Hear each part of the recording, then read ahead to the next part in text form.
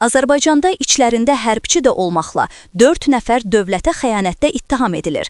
Yeni Sabahın əldə etdiyi məlumata görə, Dövlət Təhlükəsizliyi Xidmətində ibtidai istintaqı başa çatdırılan cinayət işi üzrə toplanan materiallar Bakı Hərbi Məhkəməsinə daxil olub. Həmin şəxslər bir müddət öncə həbs ediliblər.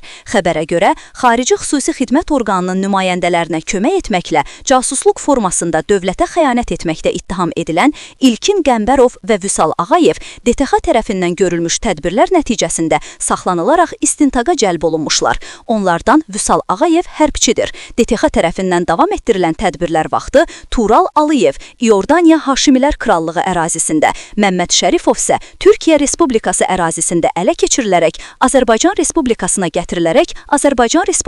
gətiriliblər. Təqsirləndirilən şəxslərə qarşı Azərbaycan Cinayət Məcəlləsinin 274-cü maddəsi ilə ittiham irəli sürülüb. Bu maddənin sanksiyasında 12 ildən 20 iləcək və ya işin hallarından asılı olaraq ömürlük azadlıqdan məhrum etmə cəzası nəzərdə tutulur.